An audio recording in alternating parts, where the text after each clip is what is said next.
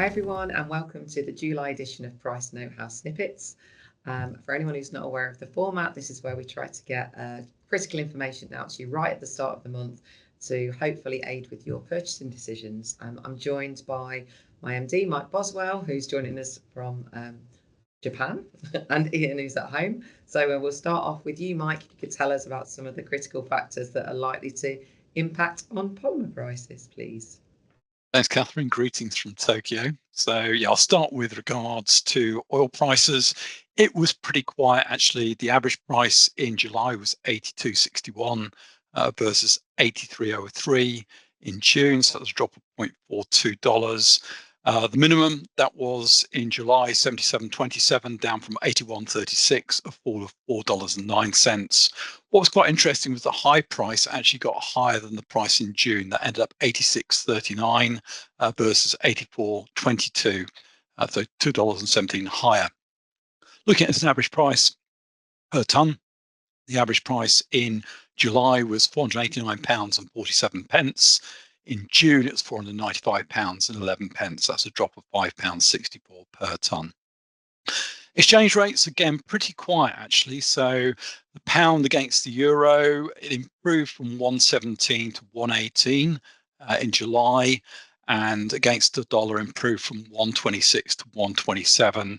The dollar was stable against the euro, so this looks like a bit of sterling strength, which is quite surprising given the political backdrop, but there has been some good economic news from things like Purchasing Managers Index and other areas as well. So yeah, that represents just a bit of dollar weakness, and it's just basically going to perhaps slightly temper any increases requests from the US for polyethylene from over there. But I'm going to hand it to Ian, who's going to say a lot more, and in particular talk about the rollover on C3 and C2, I think. So Ian, over to you.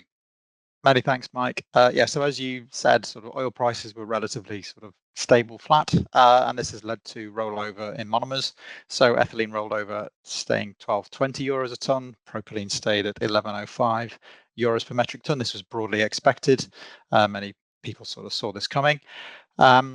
In terms of polymer pricing, we've seen very much a rollover for most grades. There are a few pockets of tightness, which are seeing some small increases in the region of sort of 20-30 euros a ton on LDPE, and that's seen as one of the sort of tightest grades in the polyethylene family.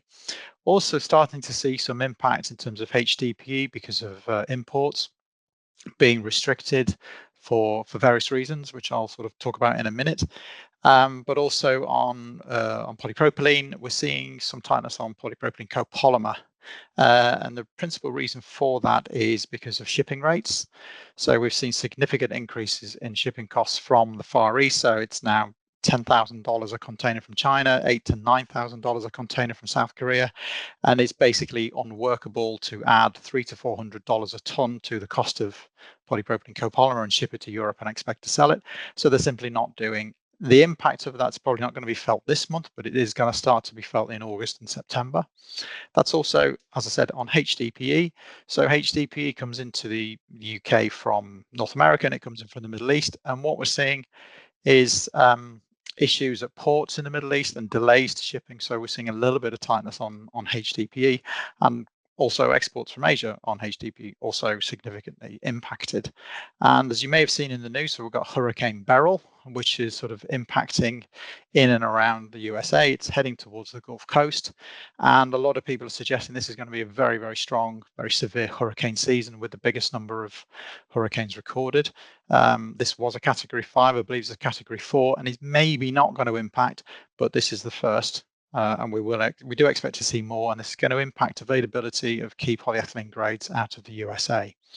So we do think we hit the bottom of the market in June. We are expecting things to sort of upwards in pricing in July a little bit, and to sort of stay relatively stable. So please keep talking to us, and we'll do our best to provide you with the best information we can as we get it. Thank you so much, Ian, and thank you, Mike. As always, more information will be out in our full edition of Price Know-How, which will be around the middle of the month.